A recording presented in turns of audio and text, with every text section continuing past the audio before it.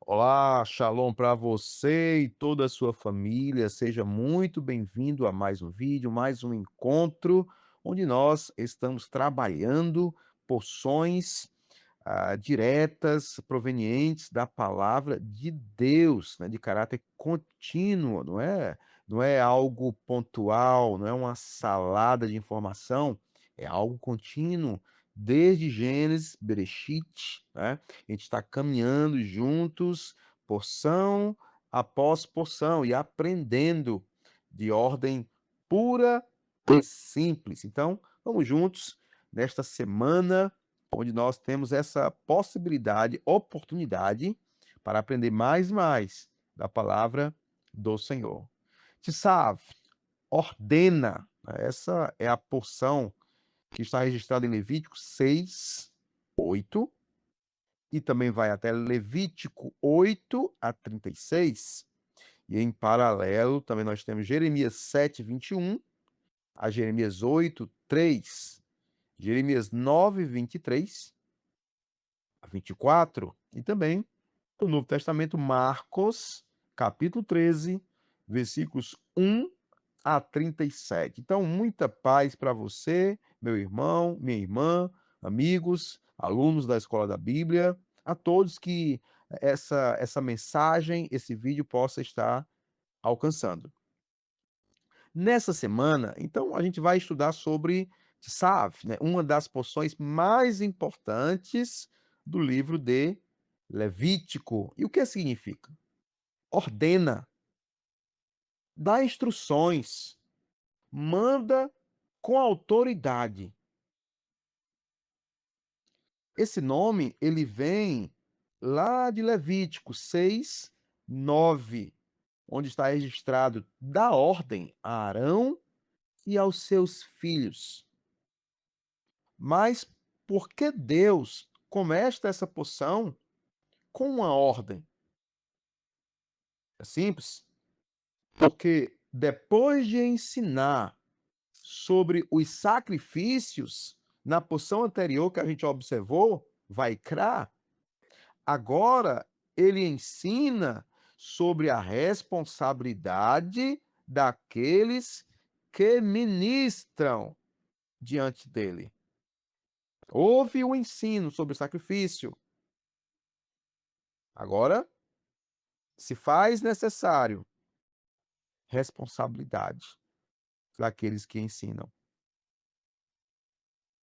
E a frase inicial é: o fogo nunca podia apagar. Então, logo no início, nós encontramos uma ordem impressionante. Em Levítico 6:13, o fogo arderá continuamente sobre o altar, não se apagará. Esse fogo havia sido aceso pelo próprio Deus. Os sacerdotes tinham a responsabilidade de mantê-lo queimando dia e noite. E isso nos ensina algo profundo. Existem coisas que Deus inicia, mas espera que o homem preserve. Isto é muito sério. O fogo da fé, o fogo da oração, o fogo da comunhão, o fogo do conhecimento das Escrituras. Muitos querem receber o fogo do céu, mas poucos querem alimentá-lo diariamente. O altar de Israel nos ensina que a vida espiritual exige constância. A gente observa também na leitura sobre o remover as cinzas. Isso é um detalhe que muitos ignoram. Aparece logo no início da porção. Todos os dias, o sacerdote deveria retirar as cinzas acumuladas do altar. Parece apenas uma tarefa doméstica, uma tarefa corriqueira de limpeza, mas existe uma lição espiritual extraordinária. As cinzas eram o resultado de sacrifícios antigos, sacrifícios importantes, sacrifícios legítimos, mas que já haviam cumprido a sua função.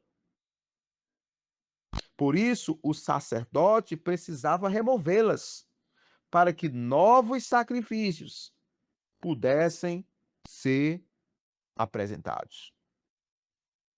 Quantas vezes nós fazemos o contrário? Nós vivemos das experiências do passado, dos cultos do passado, das vitórias do passado, das orações do passado. Mas Deus deseja relacionamento presente. O altar precisava continuar ativo. Também gostaria de lembrar sobre a oferta de gratidão, lá em Levítico 7, perdão. Encontramos a oferta pacífica.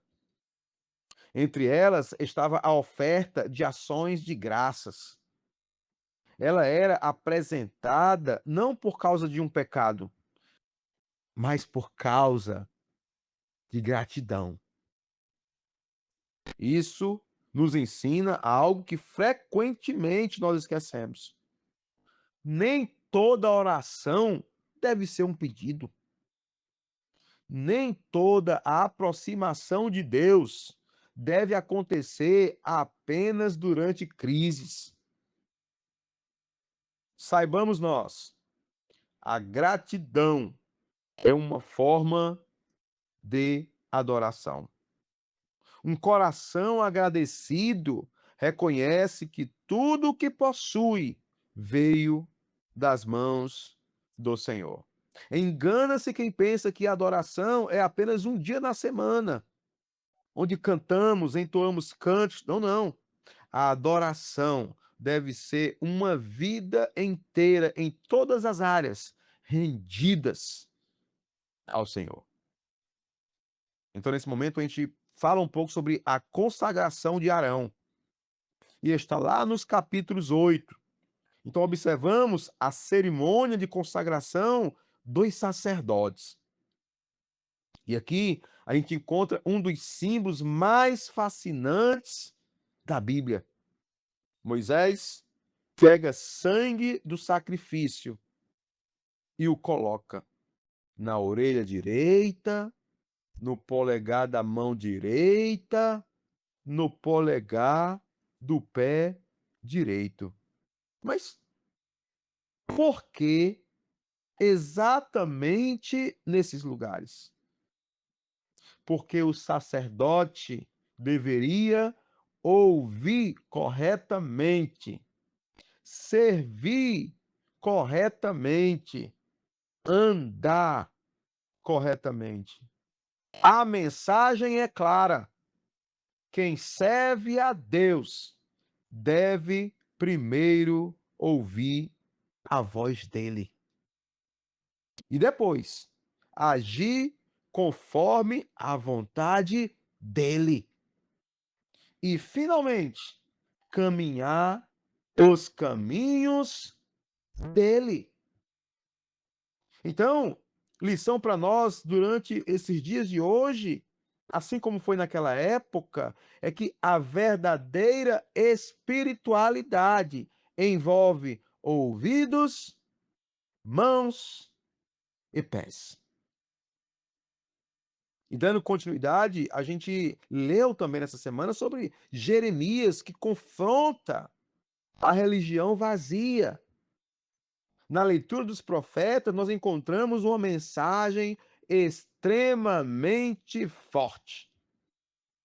O povo continuava oferecendo sacrifícios, continuava frequentando o templo, continuava realizando cerimônias, mas os seus corações estavam longe de Deus. Então o profeta Jeremias declara: não confieis em palavras falsas. O problema nunca foi a falta de religião. O problema era a falta de transformação. Eles realizavam rituais, mas não obedeciam. E Deus mostra que a obediência vale mais do que uma aparência religiosa. O que que realmente importa? O que que realmente importa para as nossas vidas? Um dos textos mais conhecidos da porção aparece em Jeremias 9. Não se glorie o sábio na sua sabedoria, nem o forte na sua força, nem o rico nas suas riquezas. E então, Deus revela aquilo que realmente tem valor para mim e para você nos dias de hoje e naquela época também. Para o Senhor, o que que tem valor? Mas o que se gloriar, glorie-se nisto, em me conhecer e saber que eu sou o Senhor. Vamos repetir mais uma vez. Em me conhecer, se glorie em me conhecer, se glorie em saber que eu sou o Senhor. Que profundidade tem isto! Deus, de maneira nenhuma, condena o conhecimento. De maneira nenhuma, condena riqueza. Não condena a influência, mas ensina que nenhuma dessas coisas possui valor eterno, se não conduzirem ao conhecimento do próprio Deus. E para encerrar, nós visitamos Marcos 13, sobre a questão da vigilância espiritual. E quando chegamos em Marcos, nós encontramos Jesus falando sobre o futuro. E ele descreve 3 perseguições: conflitos, enganos, tribulações. Mas ele termina com uma ordem simples e ao mesmo tempo poderosa: vigiai. Vigiai. Essa palavra conecta-se perfeitamente com o que sabe. O sacerdote vigiava o fogo. O discípulo vigiava sua vida espiritual. Hoje o discípulo vigia a sua vida espiritual. O sacerdote mantinha o altar aceso. E hoje o discípulo mantém sua fé acesa. A vigilância espiritual é uma responsabilidade contínua. O grande ensinamento de Tsav, existe uma palavra que resume toda essa porção: perseverança. Perseverança. A porção anterior, Vaikra, nos mostrou como nos aproximamos de Deus. Tsav nos ensina como nós permanecemos próximos. Não basta começar, é necessário continuar. Não basta acender o altar, é necessário alimentá-lo. Não basta conhecer a verdade, é necessário viver segundo ela. Sabe, nos lembra que a vida espiritual não é construída em grandes momentos ocasionais.